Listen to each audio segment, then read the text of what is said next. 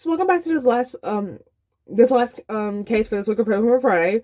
In today's case, we're actually going to be talking about a case of a once infamous circus performer. And so let's just go get started. You had your fun, but you're sorry now. You dressed me in white to just lay me down. I would've stayed till death took me out, but then you fucked up and gave me the gun. So I'll give you one more shot. So of course in this case, we normally start off with our killer, but this one we're actually going to start off with our victim in this case. Actually we're going to start off with his family, actually. And so the victim comes from the Stiles family, the Stiles, okay? And so the Stiles family would move to Gibsonton, Florida. So we're going to Florida for this one, of course. In the late 1800s, like early 1900s, because that town was more acceptable to their disabilities, because the Stiles family has a long history of disabilities. And so Grady Franklin Stiles Jr. was born on June 26, 1937 in Pittsburgh, Pennsylvania. And so Grady Jr., which we're going to refer to him as, Grady Jr. was actually said to have been the sixth generation in his family to be affected by ectrodactyly, which basically is like this condition where your fingers are kind of like put together and they look like lobster claws, which is why this case is referred to as the Lobster Boy case. Grady Jr. ended up having like severe ectrodactyly, which apparently like it varies from like person to person. And so he had it in his hands and his feet, meaning he was confined to a wheelchair for most of his life. Grady Jr. would actually get bullied by his father having the condition, even though he had it worse than he did, which is kind of weird, but okay. Grady Sr., which is Grady Jr.'s father, would move the two to a freak show so that way he knew how to make money, because again, he is disabled, and back then, this was sadly kind of one of the few ways you could make money, because again, he can't even walk, so he really was going to be messed up, and he wanted his son to have a good life, so understandably, it's understandable that you want your son to have a good life, I get that, but like, he moved his son to like, what is referred to as the freak show when he was like 7 years old. And so Grady Jr. would be Lobster Boy, or his father would be Lobster Man, because again he had it he had the condition on his hands too. And so he would become basically an overnight celebrity, and then learn how to write and do some sports and shoot a gun, which sadly would later he would know how to use that for not good reasons. And so it was said that that particular company had made between $50,000 and $80,000 a year, like per season, which modern day apparently does between like $1 million and $1.5 million. So basically, they was bringing that in. And this is like the 30s and 40s. So, that was a lot back then. And so, enter into the scene, Mary Teresa, who was like 17 at the time, she would end up meeting Grady. She didn't have any condition, but she did run away from a childhood of incest and abuse, and would work little jobs basically to have a little money. And so then she was interested in Grady, because I guess like he was a celebrity, and she looked past his disability. He wasn't really interested in her, but would eventually end up start liking her. She would go from like ticket sales to magician assistant to like the electrify girl, where apparently she would pretend to get shocked, but apparently he gotten shocked like only just like a little bit, like nothing too severe. Obviously it didn't kill her, otherwise this story wouldn't exist if she had died. And so yeah, Mary and Grady would end up getting married in 1959. He would start drinking, which would cause him to become like an angry man. So he already had anger issues, but the alcohol made it worse. And so this, along with his upper body strength, because remember, obviously, he has to move around somehow, even though confined to a wheelchair. So this would cause the beating to get worse for Mary. Mary would also get strangled by him. A girl would be born. Mary would end up getting pregnant by Grady Jr. However, the girl would sadly die of pneumonia shortly after she was born. A boy pretty much was born also, but he ended up dying the same way. So shortly after he was born to pneumonia, because he was up in the north where it is cold. I guess like a newborn just couldn't handle it. So a girl named Donna, so this is the first like child that survives like childhood pretty much, who she would be born, but she didn't have the condition. Kathy would be born, and yet she would have ectrodactyly. It is said that Grady Jr. actually favored Kathy because she had the same condition he has, so he could, continue on the family tradition of working the freak show. Other sources say that he actually favored Donna because she didn't have the condition, which is kind of weird, so just know he said he favored one of them. But more sources say he favored Kathy because she did have the condition, so there you go.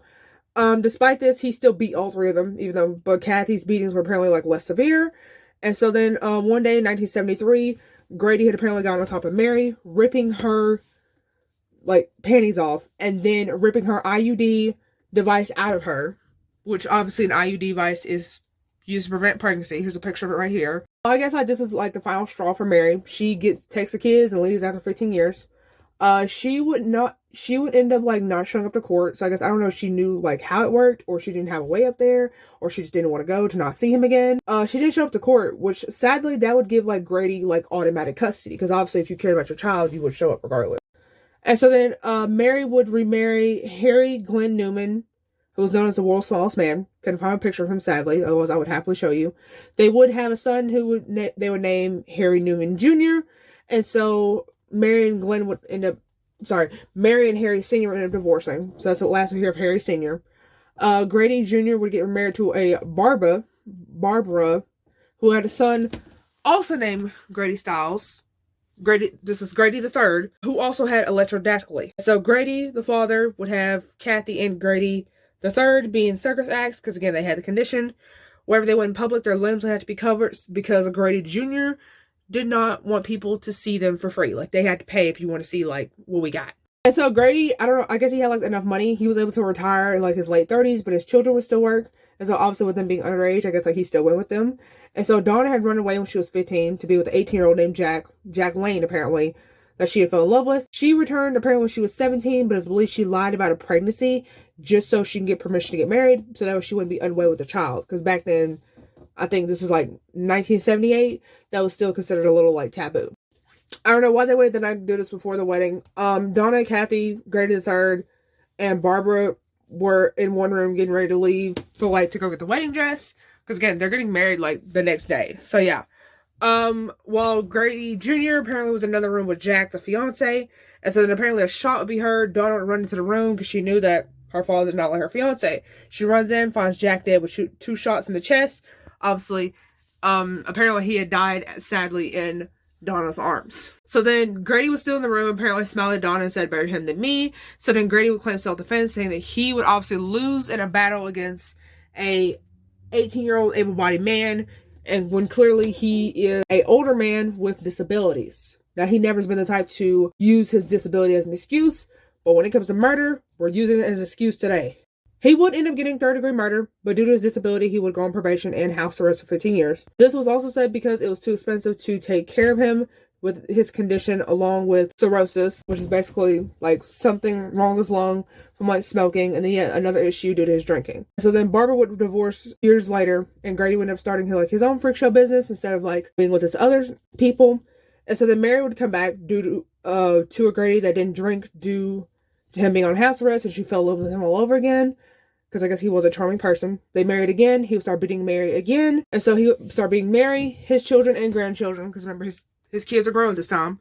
And so then one night, while Kathy was 7 months pregnant, she got into between Mary and Grady and resulted in an early birth. Luckily, the baby survived and was fine and all that. And so then another night, a couple months later, Mary was in bed, and Grady had came in with a knife saying that he was going to kill her. So then Mary obviously is like scared for her life, which again, understandably.